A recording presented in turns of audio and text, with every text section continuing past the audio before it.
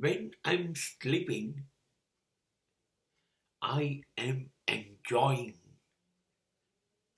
my samadhi. હું જ્યારે રોજ રાત્રે સૂઈ જઉં છું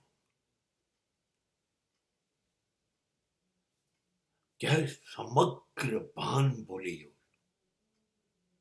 હું કોણ છું, મારું નામ શું છે, મારો ધર્મ, મારી જાતિ, મારા માતા પિતા, મારા ભાઈ બહેન, મારી પત્ની, મારા બાળકો કોણ છે, બધું ભૂલી જાઉં છું. મારી પાસે કેટલી સંપત્તિ છે, સમૃદ્ધિ શું છે, મારી પ્રસિદ્ધિ શું છે, મારી સત્તા શું છે, મારી પાસે શિક્ષણ શું છે, જ્ઞાન શું છે, મારી લાયકાતો કઈ છે, દુનિયા મને કયું સન્માન આપે છે, બધું જ ભૂલી જાઉં છું. મને એ પણ યાદ નથી રહેતું કે હું ડાબા પડખેથી જમણા પડખે ને જમણા પડખેથી ડાબા પડખે કેટલી વાર ગયો.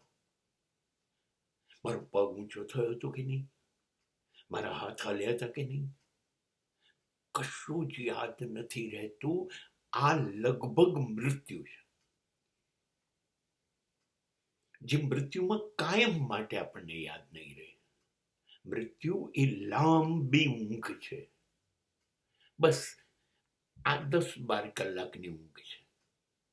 અને જ્યારે તમે બધું જ ભૂલી જાઓ, તમારી બાબતમાં બધું જ ભૂલી જાઓ, કશું જ યાદ ના હોય,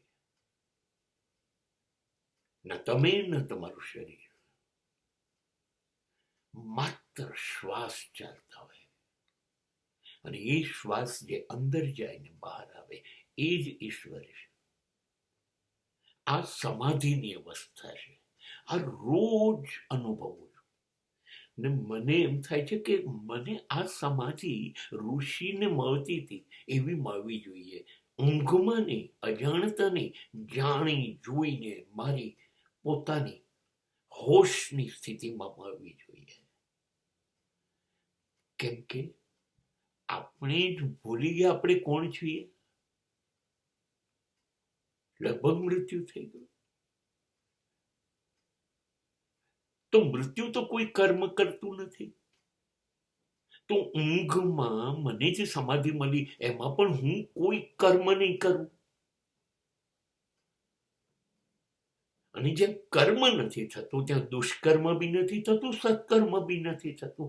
સમાધિ એ કર્મ શૂન્ય અવસ્થા છે, અકર્મ.